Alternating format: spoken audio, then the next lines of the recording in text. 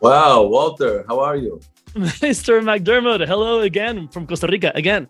Yes, nice talking with you. I see Uh, the students behind you. Very nice. Likewise, yes, have to be prepared. So we meet again. How have you been? How are things for you? Okay, I've been on a break. We finished in this like the second week of May, and Uh-huh. I've had that time off. I went to Paris with my kids. I went to Monte Carlo, and now I'm home in Los Angeles, and I'm just enjoying myself being home. Great. You just missed Costa Rica again, but I had property down in Costa Rica. yeah, I love Costa Rica. I've been there so many times. Quiero ir. I love the people. that's right.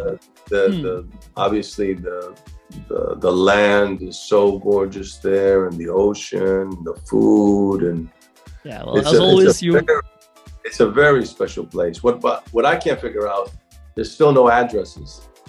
I don't still know no addresses. how do you ever get a piece of mail? Oh, well, that's interesting because the points of references sometimes are things that used to be there but haven't been there for decades. Like from the old whatever tree, and there's no tree, there's a mole now. But yeah, But do you think one day there will be? I don't know. They've tried to number streets. I mean, the streets and avenues are numbered, but people just forget about it. I love it. I don't I know. love it. Yeah, we all have our own inner compass. I'd love to start this by on a personal note by thanking you personal, because last time we talked about Sandy Meisner and the Meisner technique and everything, and it got me thinking and actually pushed me into something I had been wanting to do for a long time. So I went over to New York and lived there for some months, got into an acting conservatory, Meisner Wow. Conservatory, under Mr. James Price. And on a month from now, I'm looking at my first theater play. Yeah. That's So amazing. thank you. Congratulations.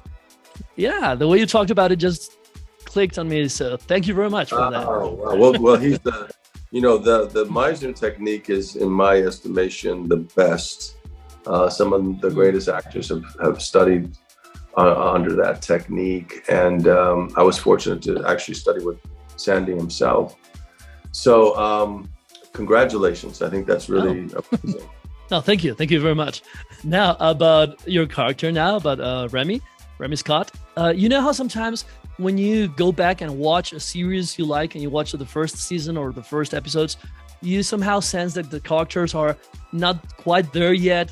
They're like on their forming stage.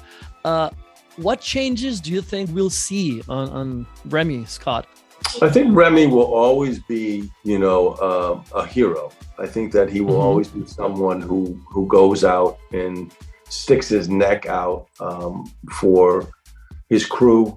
I think that he's someone who will do anything to catch the bad guy and to bring them to justice. I think that will always be true. There's some healing inside of him that has to be done. I think that he's certainly looking for love, but at the same time, he's so overwhelmed by his work. His brother's death always looms large for him. How is he going to find peace? I think that a character like this could be on for many seasons and definitely evolve, over time. That's great.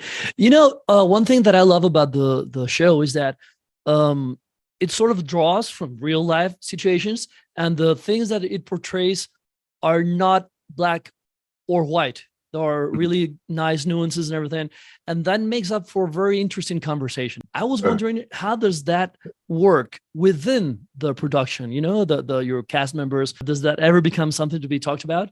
Oh yeah, I think you do. I mean that's the art of it all. There's certainly there's a case, right? Yeah. There's always a case every week. There's always going to be a bad guy. There's always going to be a manhunt, and there's always going to be a capture. That's always going to happen. But within that framework, I think that there is room for explanation, conversation, dialogue sometimes.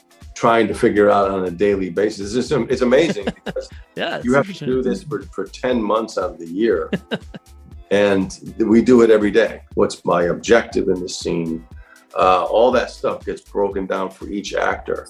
So it's a miracle that anything gets done. I don't mean it to sound superficial because I think it's very interesting, but it's about you and being labeled a heartthrob. Does that rub you the wrong way? Is it flattering? And only that, is it a tool? How have you dealt with that? Well, it's always very flattering. You try not to put too much stake in it. It's funny because now this year I'll be 62. So the fact that that's even a conversation is hilarious to me. Still is. You're always grateful. It's better than someone saying, "Oh my God, he's this or he's that." You know what I mean? So I'm always flattered by it, but at the same time, I always just go back and do my work. Well, thank you very much for your time. As always, a pleasure. Always. Thank you. And congratulations. Thank you very much. Good luck on the show. Thanks a lot. Thank you very much.